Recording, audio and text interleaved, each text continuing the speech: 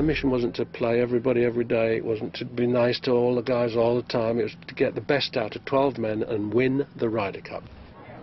Jacklin was given exactly what he wanted in 1983 for the match at PGA National in Florida. His first-class all-the-way approach had helped instill new belief in the European side, and after 2 days the teams were tied at 8-8. At last, the Cup was a contest again. As more and more of the last day singles went to the last hole, it was an anxious time for the American captain, Jack Nicklaus. But then, Lanny Wadkins delivered. I needed to win the last hole to tie Canizares for us to win 14.5, 13.5.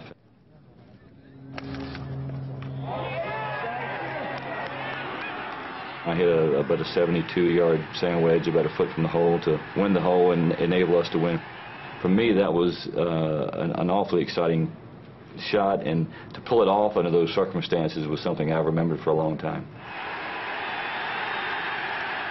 That was the match where Jack got down on bended knee and kissed Lanny Wadkins' divot when Lanny stiffed that pitch to tie Canizares and keep the Ryder Cup in the United States.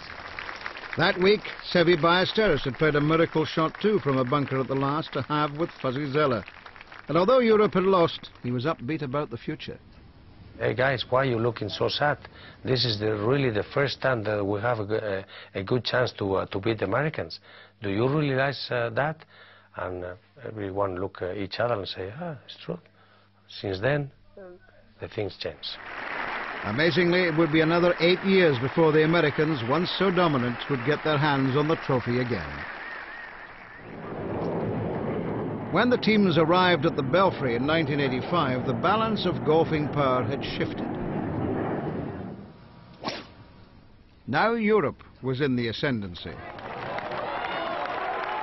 Tony Jacklin had players of ability who believed passionately that this time they would win. We knew we could do it. That was basically what we had talked about in the locker room, and you know, everyone believed that we could do it because we came so close 2 years earlier, and we felt we had a strong team. We were playing at home, and we really felt we could defeat the Americans. The Americans were quickly on the back foot, and going into the last day singles, it was Europe ahead 9-7. Central to the success over the first 2 days were the 3 points won by Seve and Manuel Pinheiro, and the glory continued unabated on Sunday. By the time Sam Torrance arrived at the 18th, the Ryder Cup was almost in European hands. What had been a non-contest in 1981 had been transformed into a dramatic, passionate affair.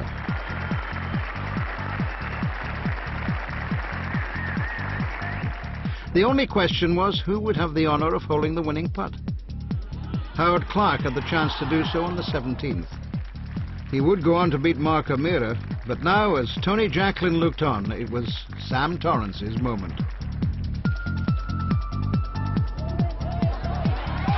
Tony Jacklin's team had turned their belief into glorious reality. I didn't know where to be, what to do, what channel to be on.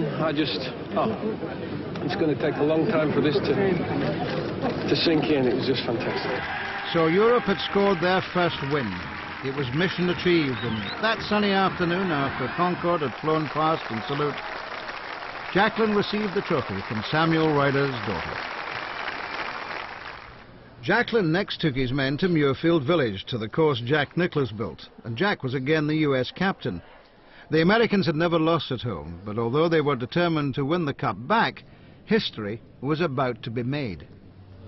Europe kept the Cup. Of winning America for the first time on American soil in '87. That was euphoric. That was it. The final result, USA 13, Europe 15. It had been a magnificent team performance by the Europeans, whose Eamon Darcy recorded his first ever win in 11 starts when he held that curler to beat Ben Crenshaw. It just seemed so right that the winning putt should be held by the charismatic Seve Ballesteros. A special moment of joy for the Spaniard and all his determined, happy teammates to Seve.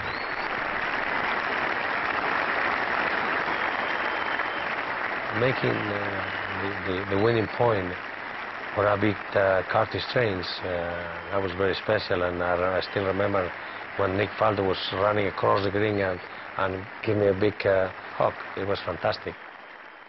It was very special. It was the first time that we beat the Americans on the American soil, and that was very special too, very special.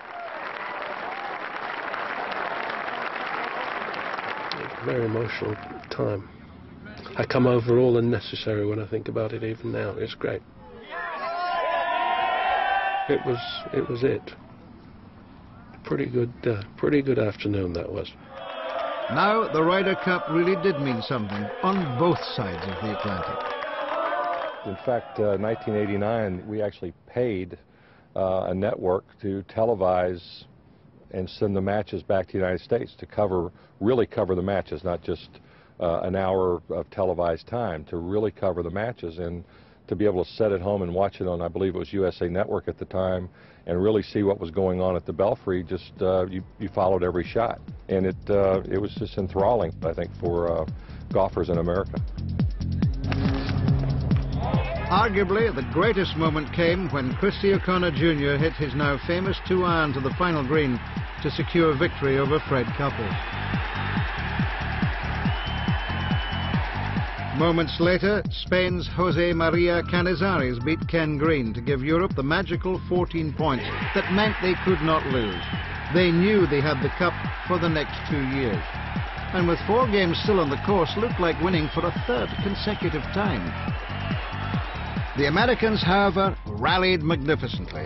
And when Curtis Strange won the final singles, the US had matched Europe's 14 points. It was only the 2nd drawn match in Cup history, and it signalled the end of Tony Jacklин's incredibly successful reign as captain. By the close of the 80s, the Cup had become a leading sporting spectacle.